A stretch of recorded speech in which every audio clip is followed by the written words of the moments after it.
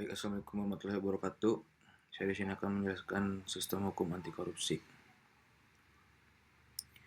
Yang pertama, mengapa anti korupsi itu penting? Mengapa isu itu begitu mendesak? Karena korupsi secara sistematis menggerotoni stabilitas politik, ekonomi, dan kepercayaan publik setiap tahun miliaran rupiah hingga akibat penyimbangan keuangan negara yang berdampak langsung pada rendahnya kualitas layanan publik. Oleh karena itu, kita membutuhkan lembaga yang kuat dan efektif serta perlu belajar dari praktik terbaik di negara lain untuk mengidentifikasi strategi pemberantasan yang lebih tepat.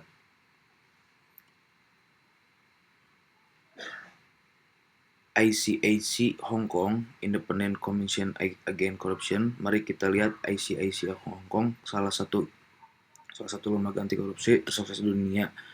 Keberhasilan mereka bertumbuh pada independensi penuh. Mereka bertanggung jawab langsung kepada kepala eksekutif, bukan polisi atau kementerian. ICA menggunakan pendekatan 3 pilar: pendidikan tegas, informasi sistem, pencegahan, dan kampanye edukasi sosial secara masif.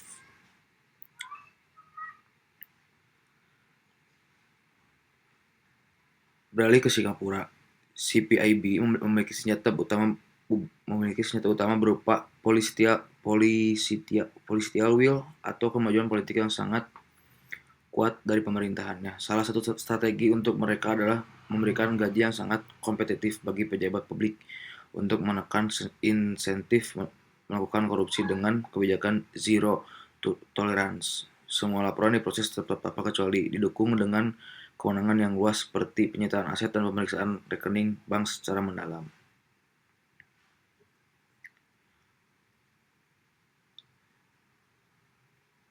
MACC Malaysia Anti-Corruption Commission. Di Malaysia terdapat MACC yang memiliki status resmi independen meskipun memiliki otonomi operasional. Mereka masih menghadapi tantangan berupa tekanan politik pada masa-masa tertentu. Fokus utama MACC adalah pada investigasi dan program pendidikan anti korupsi yang sangat aktif menyasar sektor sekolah universitas sebagai langkah perbaikan keberkelanjutan. Berikut struktur kewenangannya. Dampak revisi UU KPK Undang-Undang 19/2019, kita perlu menyoroti dampak revisi Undang-Undang KPK tahun 2019 ini. Strategi penguatan bagian A dan B.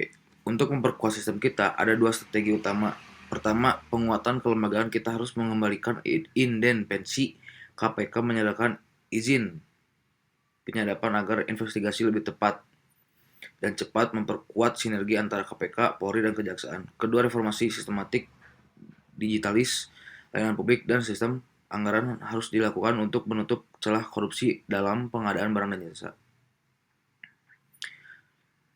Strategi penguatan bagian C dan D. Strategi selanjutnya berfokus pada SDM dan pencegahan. Mengadopsi model Singapura, Indonesia perlu memberikan remunerasi kompetitif, menerapkan sistem rekrutmen berbasis meritokrasi bukan politik. Selain itu, berpendidikan anti korupsi harus masuk ke kurikulum sekolah sejak dini.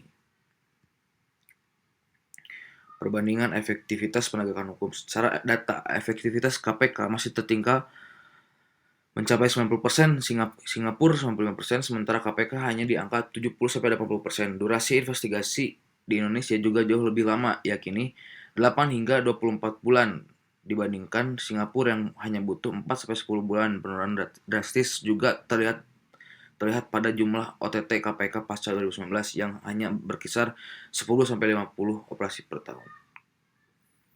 Jadi kesimpulannya, sebagian kesimpulan kunci keberhasilan pemberantasan korupsi terletak pada empat fondasi utama: independensi, kemauan politik, penandaan stabil, dan integrasi 3 pilar: pendidikan, penindakan, pencegahan, edukasi. Meskipun Indonesia sudah memiliki kerangka hukum yang serius, kita perlu melakukan pendekatan holistik untuk mengembalikan efektivitas KPK dan meningkatkan partisipasi publik demi menciptakan ekosistem nasional yang bersih dan transparan.